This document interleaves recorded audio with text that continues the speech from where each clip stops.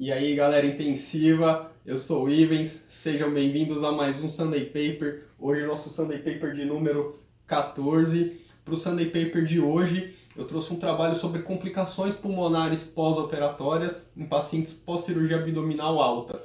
Trabalho muito legal, realizado lá pelo pessoal da Austrália e da Nova Zelândia, chefiado aí pela Ian Boden. Esse trabalho aqui foi publicado ano passado no British Medical Journal, tem um fator de impacto de 23,56, uma excelente revista. A cirurgia abdominal alta, o que acontece? A gente sabe que é um dos procedimentos cirúrgicos mais frequentes, principalmente em países desenvolvidos. Ela tem uma alta taxa de complicações pulmonares pós-operatórias, que giram em torno de 10 a 50%, dependendo do tipo de paciente e de como são consideradas essas complicações. E qual que é o problema dessas complicações pulmonares pós-operatórias? O problema é que elas estão associadas a morbidade, mortalidade e custos hospitalares. Essas complicações pulmonares, elas ocasionam maior morbidade, maior mortalidade e maior custos. Inclusive mortalidade 12 meses depois do procedimento cirúrgico. Então, a gente evitar as complicações pulmonares é altamente desejável. E como que a gente pode fazer para prevenir isso? Várias estratégias já foram tentadas, a gente conhece muito bem esses trabalhos aí, né, da fisioterapia frente à cirurgia abdominal alta e as complicações pulmonares. Duas estratégias que parecem que funcionam é a educação pré-operatória, que inclusive inclui os próprios exercícios respiratórios, ensinar para o doente antes da cirurgia. Porém, trabalhos com falhas metodológicas dentro desses trabalhos, mas já mostrando que é possível reduzir essas complicações pulmonares usando essa estratégia de educação pré-operatória e os exercícios respiratórios, o treinamento desses exercícios antes do paciente ir para a cirurgia. Como tentar melhorar isso? Então, o que a Ian Boden fez? Criou um programa de educação pré-operatória e treino de exercícios respiratórios orientados por um fisioterapeuta. Tá? E aí, esse era o questionamento dela. Será que eu realizar uma sessão de fisioterapia pré-operatória, ensinando para o meu paciente como fazer os exercícios e educando ele a respeito da cirurgia abdominal alta e suas complicações, tem efeito final nos desfechos, nessas complicações pulmonares? Então, ela desenhou aqui um estudo prospectivo, multicêntrico, realizado em 3 hospitais públicos da Austrália e da Nova Zelândia, com duplo cego, ou seja, nem o paciente, nem o avaliador sabiam em quais grupos o paciente estava alocado, e de desenho pragmático. E esse desenho metodológico rendeu para esse trabalho uma nota Pedro 9. Né? Para quem conhece aí o score da Pedro, sabe que é um score que vai até 10 e esse trabalho ganhou 9 na qualidade metodológica. Então, quem eram os pacientes? Então, pacientes que iam ser submetidos à cirurgia abdominal alta eletiva e que passassem por uma avaliação clínica pré-admissão. Então, esses pacientes eles eram encaminhados para uma clínica semanas antes da cirurgia para fazer uma avaliação pré-cirúrgica.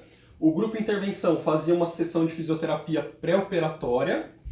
O grupo controle recebia somente uma cartilha com orientações. E os desfechos que ela avaliou. Desfecho primário, complicações pulmonares pós-operatórias nos 14 primeiros dias. Desfecho secundário, pacientes que evoluíam com pneumonia, tempo de internação no hospital e os custos da internação. Então, ela tinha lá 441 pacientes, dividiu em 2 grupos, 219 no grupo controle, que receberam a cartilha com orientação, e 222 no grupo intervenção, que faziam uma sessão de fisioterapia no pré-operatório. Então, esse grupo intervenção, quando o paciente ia até a clínica fazer a avaliação pré-operatória até durante as 6 semanas anteriores à cirurgia, ele recebia uma sessão de fisioterapia de 30 minutos. Dentro dessa sessão, o fisioterapeuta fazia uma educação sobre as complicações pulmonares pós-operatórias, fazia uma avaliação de risco desse paciente, fazia uma educação sobre os efeitos da anestesia e da cirurgia, sobre o clearance mucociliar e os volumes pulmonares, então os efeitos da cirurgia e da anestesia na parte respiratória desse doente. Falava para esse doente da importância da deambulação, que ele tinha que começar a deambular o quanto antes possível e o maior tempo possível.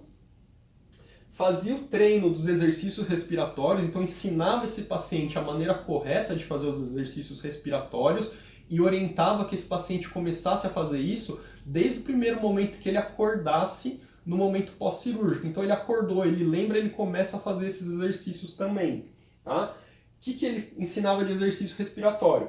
10 respirações profundas seguidas de 3 tosses. E o paciente era orientado a fazer isso a cada hora. Então, de hora em hora, o paciente tinha que fazer 10 respirações profundas e 3 tosses, desde o primeiro momento que ele acordasse lá no pós-cirúrgico e lembrasse de fazer isso, tá certo? Então, essa era a sessão de fisioterapia que o paciente recebia lá na fase pré-operatória, até 6 semanas antes da cirurgia.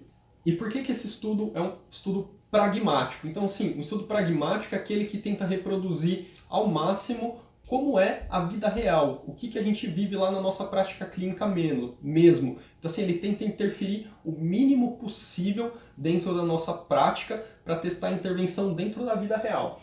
Por que esse estudo é um estudo pragmático? Primeiro, a intervenção podia ser por telefone, então eles já sabiam que alguns pacientes não conseguiriam ir até a clínica fazer essa avaliação pré-operatória, então já prevendo isso, eles falavam assim, bom, mesmo pacientes que façam por telefone, que a gente sabe que é a realidade, vão entrar nesse estudo, porque muitos estudos excluem esses pacientes e consideram só quem foi lá pessoalmente na clínica. Então a gente sabe que não é a nossa realidade, os pacientes não vão fazer uma avaliação pré-operatória sempre, né? Então, fazer isso por telefone torna mais viável e traz muito mais próximo da nossa realidade. Fisioterapeutas que aplicaram a intervenção tinham vários níveis de experiência. Esse é outro ponto, porque nos trabalhos randomizados que a gente está acostumado a ver, o que acontece? Eles pegam somente os melhores fisioterapeutas, os fisioterapeutas que já têm envolvimento com pesquisa e colocam para fazer essas orientações, mas a gente sabe que essa não é a nossa realidade. Então, nesse trabalho pragmático, o que eles fizeram? Tinham fisioterapeutas que deram essas instruções para os pacientes, que ainda estavam na graduação, fisioterapeuta que tinha acabado de ser graduado e tinham fisioterapeuta sênior. Então, tinham todos os níveis de experiência ali dentro. Então, os pacientes recebiam orientações que eram padronizadas, mas por diferentes níveis de experiências com relação a quem estava dando essa orientação. Não houve interferência nas orientações dadas pelos médicos, nem pelos enfermeiros. Por quê? Porque na vida real a gente não consegue controlar o que esses profissionais vão dizer e vão ensinar para os pacientes. Então, se esses pacientes orientavam a fazer exercício respiratório, se dava algum dispositivo para auxiliar a inspiração, eles simplesmente tiravam esses dispositivos do leito, anotavam que isso aconteceu, mas eles não interferiam, não falavam para o médico, não pode fazer isso, não falavam para o enfermeiro, não pode fazer aquilo. Eles deixavam tudo acontecer normalmente na rotina clínica do lugar. E a fisioterapia respiratória foi realizada a critério do fisioterapeuta responsável pelo caso. Então, não tinha um protocolo de fisioterapia respiratória. Só fazia fisioterapia respiratória quem tinha indicação, e quem indicava isso era o fisioterapeuta que estava responsável por aquele caso. Se ele achava que não tinha indicação, não tinha e não fazia, que é o que a gente vê na vida real. Pelo menos na prática, lá na Austrália e Nova Zelândia, é assim, só faz fisiorrespiratória quem precisa, tá certo?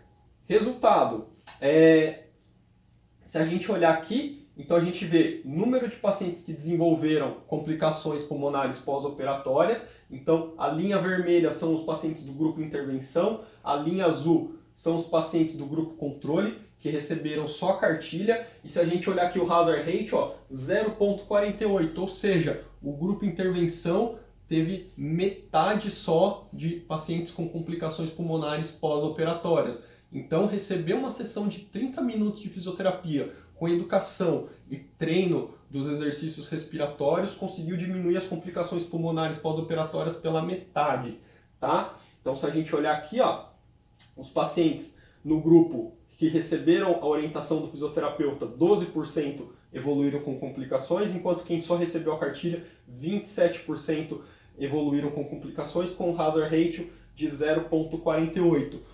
Os pacientes que evoluíram com pneumonia também, aqui grupo fisioterapia, 8% só dos pacientes tiveram pneumonia, enquanto no grupo que recebeu só a cartilha, 20%. Então, também um hazard ratio de 0,45, diminuiu menos da metade a incidência de pneumonia nesses pacientes no pós-operatório de cirurgia abdominal alta, tá certo? Então, assim, um resultado excelente ainda mais se a gente pensar no tipo de intervenção que foi feita, que foi uma simples sessão de fisioterapia de 30 minutos com orientação e treino.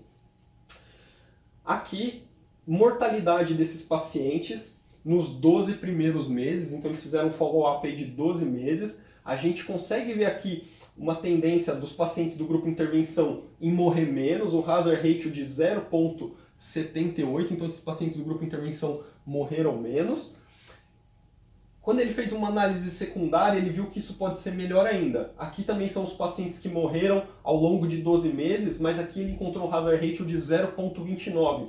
Qual que era a diferença aqui? Aqui a diferença é que ele fez uma análise só dos fisioterapeutas experientes, as orientações que foram dadas por fisioterapeutas mais experientes, o que eles chamam de fisioterapeuta sênior, lá na Austrália e na Nova Zelândia.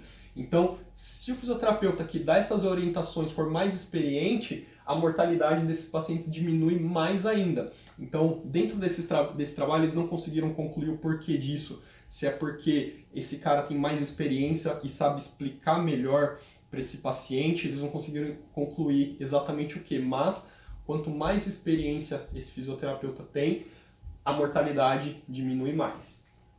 Conclusão: educação pré-operatória e o treinamento realizado por um fisioterapeuta nas 6 semanas que antecedem a cirurgia abdominal alta diminui as complicações pulmonares pós-operatórias pela metade, inclusive a pneumonia, que seria a pior dessas complicações pulmonares. Tá certo, galera? Então, assim, é uma conduta simples até certo ponto, né? Uma sessão de fisioterapia de 30 minutos para orientar o paciente, educar o paciente, ensinar o que ele deve fazer, dentro das 6 semanas que antecedem a cirurgia desse paciente. Tá joia, galera? Espero que vocês tenham gostado. Já se inscreve no canal, dá aquele clique lá no inscrever-se, já deixa o seu like, deixa o seu joinha aí no vídeo, deixa o seu comentário também, o que você achou. Você acha que isso realmente é viável? Dá pra gente implementar isso na nossa realidade, aqui no nosso hospital, aqui no Brasil? Tá certo? Então, até o próximo Sunday Paper.